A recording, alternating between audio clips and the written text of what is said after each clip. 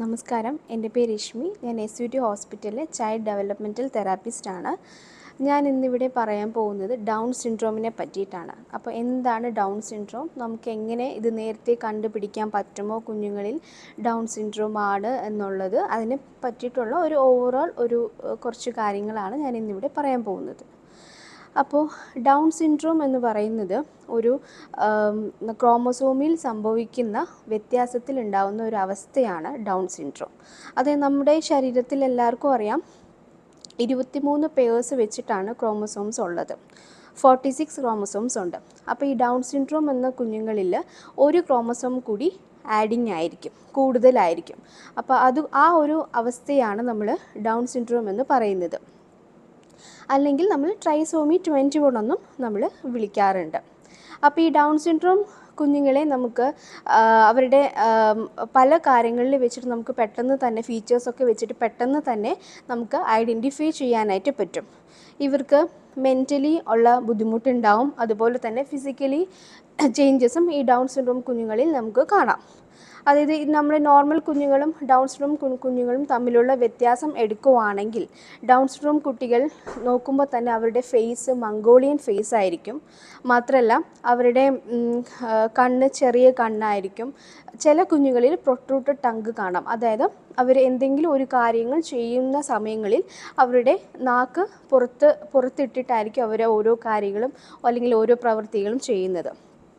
മാത്രമല്ല mentally changes എന്ന് പറയുന്നത് ഈ ഡൗൺ സിൻഡ്രോം കുഞ്ഞുങ്ങളുടെ IQ ലെവൽ, ചില കുഞ്ഞുങ്ങളിൽ IQ കൂടുതലായിരിക്കും, ചില കുഞ്ഞുങ്ങളിൽ IQ കുറവായിരിക്കും. പിന്നീട് ചില ഡൗൺ സിൻഡ്രോം കുട്ടികളിൽ തന്നെ അവർ നമ്മളിൽ നോക്കുമ്പോൾ തന്നെ ഭയങ്കര ഫ്രണ്ട്ലി ആയിരിക്കും, നമ്മളോട് ഭയങ്കരമായിട്ട് ചിരിച്ചൊക്കെ നമ്മളോടത്ത് സംസാരിക്കുകയൊക്കെ ചെയ്യും. ഈ സംസാരം എന്ന് പറയുന്നതിൽ തന്നെ ഡിലേ ഈ ഡൗൺ സിൻഡ്രോം കുഞ്ഞുങ്ങളിൽ കാണാം. ചില കുട്ടികൾക്ക് ഈ മ്യൂസിക് പരമായിട്ട് അല്ലെങ്കിൽ വേറെ ഏതെങ്കിലും സ്കിൽസ്, അതായത് എന്തെങ്കിലും കഴിവുകൾ എന്ന് ഉദ്ദേശിക്കുന്നത് എന്തെങ്കിലും ഉണ്ടാക്കാനുള്ള കഴിവുകൾ, അല്ലെങ്കിൽ ഡ്രോയിങ്, അല്ലെങ്കിൽ പാട്ട് കേൾക്കാൻ ഇഷ്ടം, അല്ലെങ്കിൽ ഡാൻസിനോട് താല്പര്യം, അങ്ങനെ ചില ഏരിയാസിൽ ചില ഡൗൺ സിൻഡ്രോം കുട്ടികളിൽ കൂടുതലായിട്ട് അവർക്ക് സ്കില്ല് കൂടുതലായിട്ട് നിൽക്കുന്നതായിട്ട് നമുക്ക് കണ്ടുവരാറുണ്ട്. പിന്നീട് ഉള്ള സംശയം എന്ന് പറയുന്നത്, ഈ ഡൗൺ സിൻഡ്രോം നമുക്ക് നേരത്തെ തന്നെ കുഞ്ഞുങ്ങളിൽ ഉണ്ട് അല്ലെങ്കിൽ ആണ് എന്നുള്ളത് നമുക്ക് തിരിച്ചറിയാൻ പറ്റുമോ ഇല്ലയോ എന്നുള്ളതാണ്. അത് തീർച്ചയായിട്ടും നമുക്ക് തിരിച്ചറിയാനായിട്ട് സാധിക്കും. നമ്മുടെ ഗർഭാവസ്ഥയിൽ തന്നെ നമ്മൾ സ്കാനിങ് ചെയ്യുമ്പോൾ, അനോമലി സ്കാൻ അങ്ങനെ ചെയ്യുന്ന സമയങ്ങളിൽ നമുക്ക് കുഞ്ഞ് ഡൗൺ സിൻഡ്രോം ആണോ അല്ലെങ്കിൽ ജനറ്റിക് എന്തെങ്കിലും പ്രശ്നമുള്ള കുഞ്ഞാണോ എന്ന് നമുക്ക് നേരത്തെ തന്നെ മനസ്സിലാക്കാനായിട്ട് സാധിക്കും സ്കാനിങ് വഴി. മാത്രമല്ല ചില ബ്ലഡ് ടെസ്റ്റ്, XXX ടെസ്റ്റ്, അങ്ങനത്തെ ടെസ്റ്റുകൾ വഴിയും നമുക്ക് കുഞ്ഞ് ഡൗൺ സിൻഡ്രോം ആണോ അല്ലയോ, ജനറ്റിക് പ്രോബ്ലം ഉണ്ടോ ഇല്ലയോ എന്നുള്ളത് നമുക്ക് കണ്ടുപിടിക്കാനായിട്ട് സാധിക്കും. ഈ ഡൗൺ സിൻഡ്രോം കുഞ്ഞുങ്ങളിൽ നമുക്ക് നേരത്തെ തന്നെ ഇവർക്ക് ഓൾമോസ്റ്റ് നമുക്കറിയാം, ഡെവലപ്മെൻറ്റൽ മൈൽ സ്റ്റോൺസിലൊക്കെ നമുക്കൊരു ഡിലേ ഈ ഡൗൺ സിൻഡ്രോം കുഞ്ഞുങ്ങളിൽ കണ്ടുവരാവുന്നതാണ്. അതുകൊണ്ട് തന്നെ നമ്മൾ ഓരോ മന്തും, അതായത് ജനിച്ച് കഴിഞ്ഞുള്ള എല്ലാ മാസങ്ങളിലും ഉള്ള ഡെവലപ്മെൻറ്റ്സ് നമ്മൾ അസസ്മെൻറ്റ് ചെയ്യണം.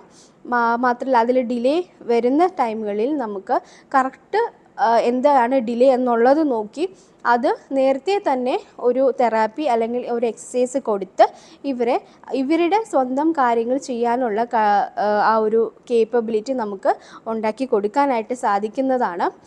അതുകൊണ്ട് തന്നെ എല്ലാ ഡെവലപ്മെൻറ്റ്സും നമ്മൾ ഓരോ ഹോസ്പിറ്റലിൽ ഡെവലപ്മെൻറ്റൽ തെറാപ്പിസ്റ്റ് ഉണ്ട്, അവരിൽ പോയി ഓരോ ഡെവലപ്മെൻറ്റ്സും ഇവരുടെ fine motor, social skill, emotional skill എല്ലാം നമ്മൾ നോക്കി അതിൽ എന്തെങ്കിലും ലേറ്റായിട്ടാണ് പോകുന്നതെങ്കിൽ നമുക്കത് നേരത്തെ തന്നെ ഹെഡ് കൺട്രോൾ ആണെങ്കിലും സിറ്റിംഗ് ആണെങ്കിലും നേരത്തെ തന്നെ അറ്റൻഡ് ചെയ്യാനുള്ള തെറാപ്പി എക്സസൈസ് കൊടുക്കണം. മാത്രമല്ല ഇവർക്ക് വേണ്ടി തന്നെ നമ്മളൊരു സപ്പോർട്ടിംഗ് ഗ്രൂപ്പ് ഉണ്ട്.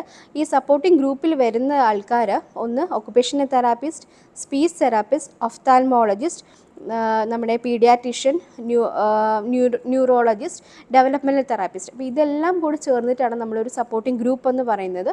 ഈ സപ്പോർട്ടിംഗ് ഗ്രൂപ്പ് വഴി നമുക്ക് ഈ ഡൗൺ സിൻഡ്രോം കുഞ്ഞുങ്ങളെ അവരുടെ സ്വന്തം കാര്യങ്ങൾ ചെയ്യാനുള്ള കഴിവ് നമുക്ക് ഉണ്ടാക്കി കൊടുക്കാനായിട്ട് ഒരു പരിധി വരെ നമുക്ക് സഹായിച്ചു കൊടുക്കാനായിട്ട് പറ്റും. മാത്രമല്ല നമ്മൾ കൂടുതലും ഈ ഡൗൺ സിൻഡ്രോം നമ്മൾ ആകും അല്ലെങ്കിൽ ചാൻസ് ഉണ്ട് എന്ന് നമ്മൾ പറയുന്നത്, ഒന്ന് ഈ 35 വയസ്സിന് ശേഷം ഡെലിവറി ആവുന്ന കുഞ്ഞുങ്ങളിൽ ചില കുഞ്ഞുങ്ങൾ ഡൗൺ സിൻഡ്രോം കുട്ടികളായി തീരാനുള്ള ചാൻസ് ഉണ്ട്. മാത്രമല്ല ആദ്യത്തെ കുഞ്ഞ് ജനറ്റിക് എന്തെങ്കിലും പ്രോബ്ലം ഉള്ള കുട്ടിയാണെന്നുണ്ടെങ്കിൽ രണ്ടാമത്തെ കുഞ്ഞിനെ പ്ലാൻ ചെയ്യുന്ന സമയത്ത് തന്നെ നമ്മൾ ഈ പറഞ്ഞ ടെസ്റ്റുകൾ, SSS ടെസ്റ്റ്, അതുപോലത്തെ ടെസ്റ്റ്, ജനറ്റിക് ടെസ്റ്റ്, ഇതുപോലത്തെ ടെസ്റ്റുകൾ ചെയ്ത് നമ്മളൊരു ഉറപ്പ് വരുത്തേണ്ടത് വളരെയധികം അത്യാവശ്യമാണ്. ഞാൻ പറഞ്ഞ കാര്യങ്ങൾ മനസ്സിലായെന്ന് വിശ്വസിക്കുന്നു. Thank you.